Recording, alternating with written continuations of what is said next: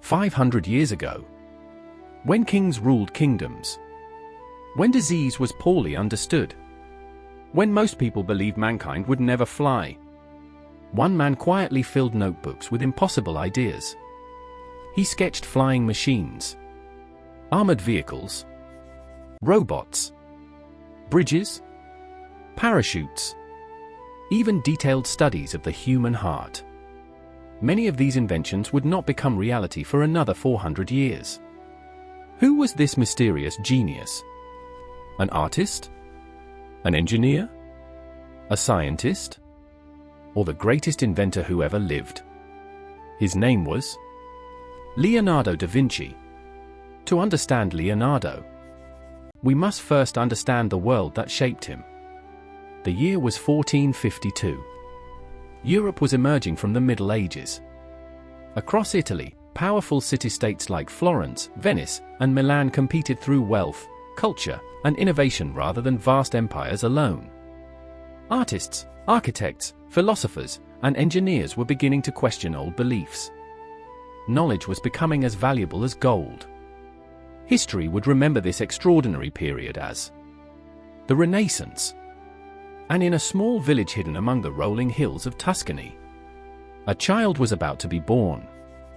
On April 15, 1452, in the quiet village of Vinci, near Florence, Leonardo was born. His father, Ser Piero da Vinci, was a respected notary. His mother, Caterina, is widely believed to have been a local woman of modest background. Because his parents were not married, Leonardo grew up outside the traditional expectations placed upon many children of his time. Ironically, what some viewed as a disadvantage may have given him unusual freedom to pursue his own path. No one in the village could have imagined the curious child in their midst would one day become one of history's greatest minds. Leonardo was unlike other children. While many memorized lessons from books, he learned by watching the world itself. He spent hours wandering through forests and vineyards. He observed the flight of birds, the movement of flowing water, the patterns inside leaves, the shape of clouds drifting across the sky. To Leonardo, nature was the greatest teacher. Every tree, every insect, every ripple in a stream was a question waiting to be answered. His greatest classroom had no walls. Most children ask questions. Leonardo never stopped asking them. Why do birds fly? How do mussels move? Why does water swirl? How does light create shadows? What lies beneath the surface of the human body? Curiosity became the force that guided his entire life. He did not simply accept the world as it appeared. He wanted to understand how everything worked. As Leonardo grew older, his remarkable talent became impossible to ignore. His father recognized his son's extraordinary ability and brought him to Florence. Few cities on earth offered greater opportunity. Florence pulsed with creativity. Magnificent churches rose above crowded streets. Merchants funded artists. Scholars translated ancient texts. Inventors experimented with new machines. The city itself had become a living workshop of ideas. For a young mind like Leonardo's, it was paradise. Leonardo filled pages with sketches long before he became famous. Faces, animals, plants, machines, landscapes. He wasn't merely drawing what he saw. He was studying it. Every line revealed another observation. Every sketch asked another question. His notebooks would eventually contain thousands of pages, recording a lifetime spent exploring the mysteries of the natural world. The boy from Vinci was preparing to change history. Soon, Leonardo would enter the workshop of one of Florence's greatest masters. There, he would learn painting, sculpture, engineering, architecture, metalworking, and countless other skills. It was here, that an endlessly curious boy would begin the journey toward becoming the greatest Renaissance genius the world had ever known. Around the age of 14, Leonardo's remarkable talent caught the attention of his father. Rather than letting his son's gift go unnoticed, Come, look at this. Ser Piero brought Leonardo to the workshop of one of Florence's most respected artists and craftsmen, Andrea del Verrocchio. This was no ordinary art studio. It was one of the greatest creative workshops in Renaissance Europe. Painters, sculptors, goldsmiths, architects, engineers, all worked side by side. For Leonardo, it was the perfect place to learn. Look at this. Verrocchio believed that a true master should understand far more than painting. His apprentices studied mathematics, geometry, mechanics, metalworking, woodworking, chemistry, architecture, and sculpture. Leonardo absorbed every lesson with astonishing speed. But he didn't simply copy what he was taught. He questioned it, experimented with it, improved upon it. Even as a teenager, his curiosity was beginning to outgrow the classroom. Most artists painted what they looked at. Leonardo wanted to paint what they truly saw. He spent countless hours studying light. How sunlight softened distant mountains. How shadows wrapped around the human face. How reflections danced across flowing water. He carefully observed the smallest details. The curve of a smile. The folds of fabric. The texture of old wood. To Leonardo, nature was the greatest artist. And he became its most devoted student. One day, Verrocchio entrusted Leonardo with painting part of a larger work. The painting was the baptism of Christ. Leonardo was assigned to paint one of the angels. When the work was complete, something extraordinary had happened. The angel painted by the young apprentice appeared softer, more lifelike, more expressive than the figures around it. According to a later tradition, Verrocchio was so impressed that he resolved never to paint again. Whether that story is entirely true remains uncertain. But one fact is beyond doubt. Florence had discovered a remarkable new talent. While other apprentices practiced painting, Leonardo filled notebooks with ideas. Mechanical gears, bridges, water wheels, flying birds, human muscles, plants, clouds. He saw no boundary between art and science. To him, everything was connected. Every observation could inspire an invention. Every invention began with careful observation. The city around Leonardo was alive with possibility. Magnificent churches climbed toward the sky. Sculptors carved marble into masterpieces. Scholars rediscovered the wisdom of ancient Greece and Rome. Powerful families, especially the Medici, supported artists whose work transformed Florence into the cultural heart of Europe. Competition was fierce. Only the very best would be remembered. Leonardo intended to become one of them. By the early 1470s, Leonardo had earned recognition as a master in his own right. He was no longer simply an apprentice. He had developed a style unlike anyone else's. His paintings possessed extraordinary realism. His engineering sketches revealed remarkable imagination. His notebooks overflowed with ideas that seemed centuries ahead of their time. The young boy who had wandered the hills of Vinci had become one of Florence's brightest rising stars. But an even greater opportunity awaited him. Far to the north, the powerful city of Milan was searching for a visionary. Leonardo intended to convince its ruler that he was the man for the job. Fade to black. Around 1482, Leonardo left Florence for the powerful city of Milan. But he did not introduce himself as a painter. Instead, he wrote an extraordinary letter to Ludovico Sforza, the Duke of Milan. Page after page described military bridges, fortifications, weapons, hydraulic engineering, architectural designs. Only near the end did Leonardo briefly mention that he could also paint. It was a remarkable introduction. He wanted to be known not merely as an artist, but as a man who could solve impossible problems. The Duke was impressed. Leonardo was hired, and the most productive years of his life began. Milan became Leonardo's laboratory. There, he designed festivals for the royal court, engineered canals, created sculptures, studied mathematics, and filled countless pages with new inventions. Every project inspired another question. Every question led to another discovery.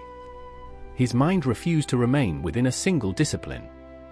To Leonardo, art, science, engineering, and imagination were all part of the same endless journey. Then came the masterpiece that would astonish the world. The Last Supper, painted between 1495 and 1498 inside the convent of Santa Maria del Grazie in Milan. The mural captured one unforgettable moment. Jesus had just told his disciples, "One of you will betray me." Instead of painting still figures, Leonardo painted emotion itself. Shock, disbelief, fear, anger, confusion. Every face told a different story. Every gesture revealed another human reaction. It was unlike anything Europe had ever seen. Leonardo believed that great art should imitate nature. He rejected harsh outlines. Instead, he developed a technique known as sfumato. Colors blended softly into one another. Light dissolved gently into shadow. Edges almost disappeared. The result felt astonishingly lifelike. Faces appeared to breathe. Expressions seemed to change. His paintings invited viewers not just to look, but to observe. Around 1503, Leonardo began work on a portrait that would become the most famous painting ever created. The Mona Lisa, believed to portray Lisa Gherardini, the wife of a Florentine merchant. The painting fascinated viewers for reasons that remain debated even today. Her smile appears to change. Her eyes seem to follow the observer. The distant landscape feels both real and dreamlike. Leonardo carried the painting with him for years. A slight movement of the lips, The constantly refining light it. must blend seamlessly Perhaps with the shadow.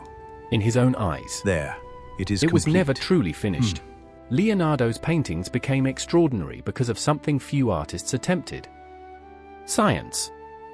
He dissected muscles to understand movement, studied skulls to improve portraits, observed light to master shadows, measured proportions with mathematical precision. To him, every brushstroke was supported by knowledge. He did not separate art from science. He united them. And in doing so, he transformed both forever. Centuries have passed. Empires have risen and fallen. Countless masterpieces have been created. Yet millions still travel across the world, simply to stand before Leonardo's paintings. The Last Supper, the Mona Lisa, works that continue to inspire awe, not because they are old, but because they still feel alive. Leonardo had mastered painting. Now, his imagination would reach even further. He was about to design machines that belonged to the future. Fade to black. When Leonardo wasn't painting, he was imagining the future. His notebooks became laboratories of ideas. Thousands of pages filled with gears, machines, weapons, buildings, flying devices, hydraulic systems, and mechanical wonders. Many people saw only sketches, but engineers centuries later saw something remarkable. A mind attempting to solve problems long before the necessary technology existed. Leonardo wasn't predicting the future. He was asking, if nature can do it, why can't we? Nothing fascinated Leonardo more than birds. For years, He watched eagles glide effortlessly across the sky. He studied the shape of feathers, the movement of wings, the invisible currents of air. From these observations, he designed flying machines unlike anything Europe had ever imagined. One concept used enormous wings powered by human strength. Another featured a spiral-shaped rotor that many compare to the principle behind the modern helicopter. Leonardo understood that flight was possible. The challenge was finding the power to achieve it. Renaissance Italy was rarely at peace. Powerful cities competed for influence. Military engineering became highly valued. Leonardo answered that demand with extraordinary designs. He imagined an armored vehicle protected by sloping plates and fitted with multiple cannons. He designed giant crossbows, rapid-fire weapons, fortifications, and movable bridges for armies on the march. Many of these concepts were never built. Some contained intentional flaws that historians still debate, whether by design or by circumstance. They remained ideas on paper, yet they revealed an engineer thinking generations ahead. Not all of Leonardo's inventions were meant for war. Many were created to improve everyday life. By channeling the river here, he designed canals to move water more efficiently, this lock system machines to lift will heavy allow stones, boats to navigate the elevation systems change. to drain marshes, rotating bridges, mechanical cranes, devices powered by gears and pulleys. To Leonardo, engineering was not merely about creating machines. It was about solving human problems. Every invention began with a simple question. Here, we will power how can the this city be done mills. better? This lock Among system Leonardo's most will allow fascinating boats to concepts navigate was a the elevation self-propelled change. cart. Powered by carefully wound springs, the machine could move without being pushed by humans or animals. Some historians describe it as one of the earliest concepts resembling a programmable vehicle. Though primitive by modern standards, it demonstrated Leonardo's extraordinary understanding of mechanics and motion. Centuries later, working models based on his drawings proved that many of his ideas were mechanically sound. If Leonardo's ideas were so advanced, why didn't they transform the Renaissance? For centuries, The answer lay our not in greatest imagination, ideas were limited by the but in tools of the technology. age. The materials Today, were too weak. technology has finally Manufacturing caught up with techniques were imagination. too limited. There were no lightweight engines, no precision machine tools, no industrial factories. His greatest obstacle was time itself. The world simply wasn't ready. Leonardo refused to separate disciplines. Art inspired engineering. Engineering improved art. Nature explained mathematics. Mathematics explained beauty. Every discovery connected to another. This way of thinking made him unique. While others mastered a single craft, Leonardo sought to understand everything. Perhaps that was his greatest invention. A new way of seeing the world. For centuries, Leonardo's notebooks remained hidden. When scholars finally studied them in detail, they discovered ideas that seemed astonishingly modern. Flight, automation, hydraulics, mechanics, robotics. Not because Leonardo had built these technologies, but because he had imagined possibilities others had never considered. His sketches became a bridge, connecting the Renaissance to the future. But Leonardo's greatest scientific achievement was still to come. He would turn his attention to the most complex machine of all, the human body. Fade to black. To Leonardo, no invention was more extraordinary than the human body. It could run, climb, lift, heal, think, and create. If he wished to understand movement, he first had to understand muscles. If he wished to paint emotion, he first had to understand the face. Art alone could not answer these questions. Science would.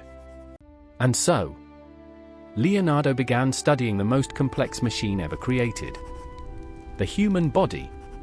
At a time when many people feared what lay beneath the skin, Leonardo searched for knowledge, The median nerve is clearly working with visible physicians beneath the whenever pronator. possible. Yes, and He the carefully brachialis dissected attachment human is quite bodies to study distinct. their structure.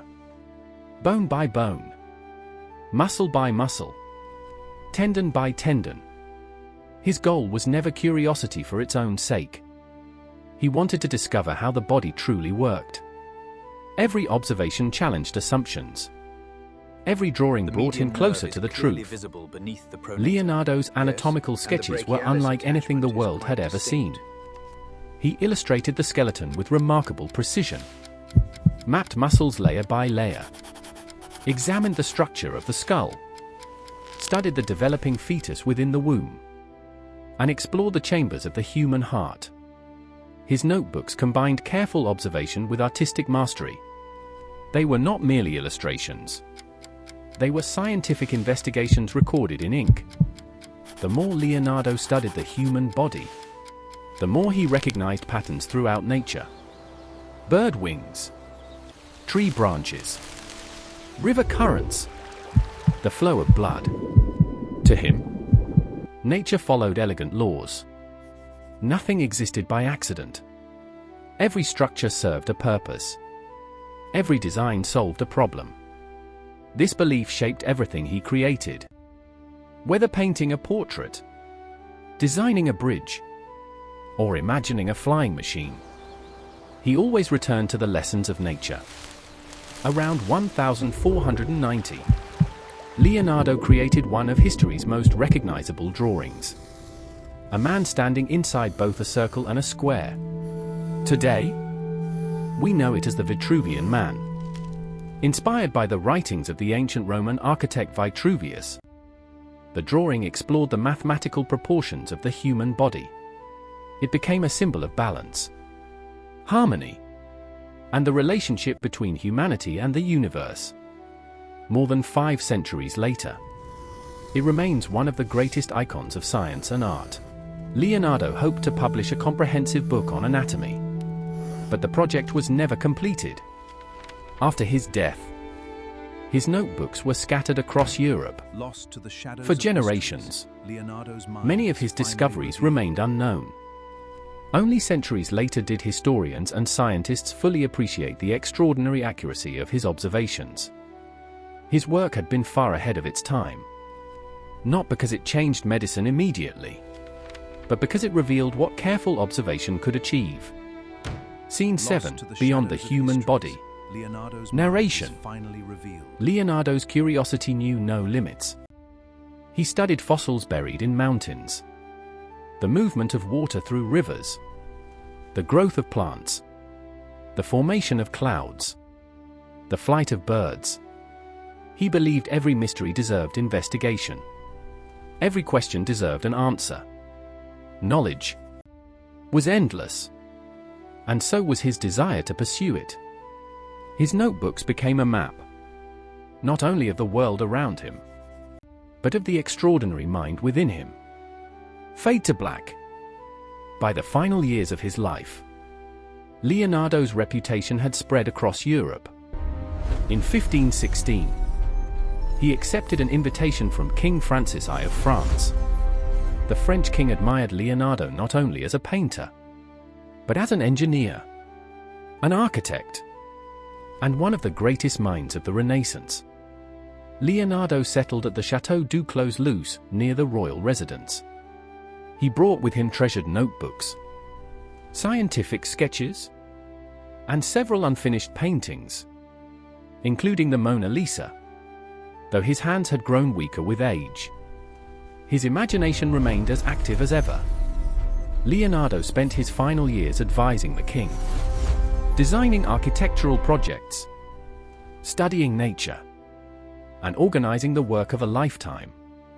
He knew there was still more to discover, more questions to ask, more ideas to record. On May 2, 1519, Leonardo da Vinci died at the age of 67. He left behind no great empire, no army, no vast fortune. Instead, he left something far more valuable: ideas. After Leonardo's death, his notebooks passed through many hands. Some disappeared. Others were separated into different collections across Europe. For centuries, much of his work remained unknown. Only later did historians begin assembling the scattered pages. They discovered thousands of sketches, observations, scientific notes, and engineering concepts. Together, they revealed the extraordinary breadth of Leonardo's mind. A lifetime of relentless curiosity preserved in ink. Today, Leonardo is remembered for far more than the Mona Lisa. Engineers study his mechanical designs. Architects admire his structural thinking. Medical historians examine his anatomical drawings. Artists continue to learn from his mastery of light and perspective. Scientists recognize his commitment to careful observation. His greatest achievement was not any single invention. It was the example he set. To question, to observe, to imagine. Leonardo believed that knowledge should never be confined to one discipline. Art could improve science. Science could inspire engineering. Engineering could transform society. That philosophy remains remarkably modern. Today's innovators often work across multiple fields, combining creativity with technology to solve complex problems. In many ways, the Renaissance spirit that Leonardo embodied still shapes the world around us. 5 centuries have passed, yet Leonardo's notebooks continue to inspire new generations. Every bridge designed with elegance, every aircraft soaring through the sky, every artist searching for perfection, every scientist asking why, carries a small part of the same spirit. Not because Leonardo predicted the future, but because he believed the future could be imagined. And imagination has always been the first step toward discovery.